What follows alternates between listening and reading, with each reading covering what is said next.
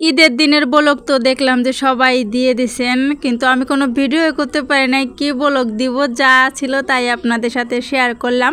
এতটা পরিমাণে কুরবানির ঈদে ব্যস্ত, সবাই তো বুঝেনি কতটা ব্যস্ত থাকি, তারপরেও একটু ভিডিও যা ছিল তাই একটু শেয়ার করলাম আপনাদের সাথে। ঈদের দিনে যে সেমাইটা খেয়েছি, সেমাই রান্না করা হয়েছে, ওই ভিডিওটা পর্যন্ত নেওয়া হয় নাই। যে একটা সেমাইয়ের পিকচারের একটা ফটো নিব, সেটাও কিন্তু নেওয়া হয় নাই, এতটা পরিমাণে ব্যস্ততায় কাটছিল। তো যাই হোক, এখানে কিন্তু ভুঁড়ি পরিষ্কার করে নেওয়া হচ্ছে। মাংস আসার আগেই আমরা ভুঁড়িটা পরিষ্কার করে নিচ্ছি, মানে কোরবানির যে মাংসটা আসবে বাড়িতে তার আগেই কিন্তু ভুঁড়িটা পরিষ্কার করে নেওয়া হয়েছে। অনেকে দেখি যে চুন দিয়ে নাকি পরিষ্কার করা যায় ভুঁড়ি, কিন্তু ওইভাবে পরিষ্কার করলে কিন্তু ভুঁড়িটার স্বাদ কিন্তু নষ্ট হয়ে যায়। আমার শাশুড়ি কিন্তু অনেক সুন্দর করে পরিষ্কার করে ঝটপট মাত্র 15 মিনিটেই পরিষ্কার হয়ে গেছে। গরম পানির ভিতর সে দিয়ে একটা একটা করে তাড়াতাড়ি করে উঠিয়ে পরিষ্কার করে নিছে।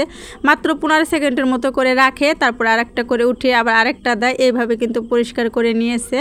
তো আন্তরিকভাবে দুঃখিত, ভালো করে ভিডিওটা করতে পারি নাই, যতটুকু করলাম ততটুকু আপনাদের সাথে শেয়ার করলাম। তো কুরবানির মাংস এসে গেছে বাড়িতে, তো মিক্সড করা হচ্ছে, মানে হাড় কলিজা যেগুলো থাকে সব কিছু মিশিয়ে নেওয়া হচ্ছে, তারপরে ভাগ করা হবে। তো সবার ঈদের ব্লগটা দেখে এতটা আফসোস লাগছিল, আহা কি সুন্দর হয়েছে সবার ব্লগটা, আর আমি কি ভিডিও করলাম। তো যা ছিল সেটাই আপনাদের সাথে শেয়ার করলাম, যেহেতু লং ভিডিও দেওয়া দরকার। প্রায় মনে হয় 10-12 দিন আগে একটা ভিডিও দিছি, লং ভিডিও, তো অনেক দিন হয়ে গেছে, এজন্য একটু শেয়ার করলাম। আর ফেসবুকে কি একটা আপডেট শুরু হয়েছে, মামা কি শুরু করলো বুঝলাম না। ফেসবুক মামা কি চায়, সবার মন খারাপ হয়ে যায়। আল্লাহ যা করে ভালোর জন্যই করে, হয়তো বা ভালোর জন্যই করছে। কি সেটআপ মেটআপ নিয়ে কি সমস্যা হইতেছে, সবাই দেখলাম ভিডিও ছাড়তেছে এই নিয়ে। তো যাই হোক, এখানে মাংস ভাগাভাগি করা হচ্ছে, মানে আমাদের নিজেদের জন্য, আত্মীয় স্বজনের জন্য, আর হচ্ছে পাড়া প্রতিবেশীদের জন্য। তো সব কিছু এখানে করা হয়েছে। এদিকে এত পরিমাণে গরম পড়ছিল, শরবতটা কিন্তু ঈদের দিনের না, তারপরের দিনের। তো ভিডিওটা অ্যাড করে দিলাম এটার সাথে।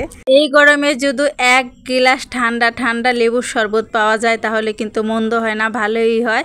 তো আমার মেয়ের জন্য একটু বানিয়ে নেব, তো ভাবলাম সবার জন্য বানিয়ে নিই। অনেক লেবু আছে, তো সবার জন্য লেবুর শরবতটা বানিয়ে নিলাম। ঠান্ডা ঠান্ডা শরবতটা কিন্তু খেতে খুব ভালো লাগছিল, আর এই গরমে কিন্তু একদম শরীরটা একদম চাঙ্গা হয়ে যায় লেবুর শরবতটা খাওয়ার পরে কিন্তু খুবই ভালো লাগছিল, একদম ঠান্ডা ঠান্ডা শরবতটা। তো এখানে একটু ইসুপগুলির ভুসি দিয়ে নিলাম। আমার মেয়েটা একদম ইসুপগুলির ভুসি খাইতে চায় না, তো দেখে নাই, না দেখিয়ে আমি এভাবে মিক্সড করে নিলাম।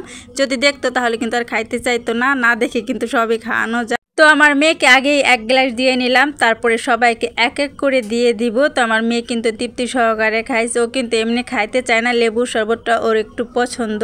তো এখানে কিন্তু গরুর মাংস রান্না হয়েছিল, এটা কিন্তু ঈদের দিনের ভিডিও। কালার দেখে অনেকে অনেক কথা বলবেন, কিন্তু খাইতে অনেক মজা হয়েছিল। তাড়াহুড়া করে প্রেসার কুকারে রান্না বসিয়ে দিয়েছিলাম। তো সবাই ভালো থাকবেন, আল্লাহ হাফেজ।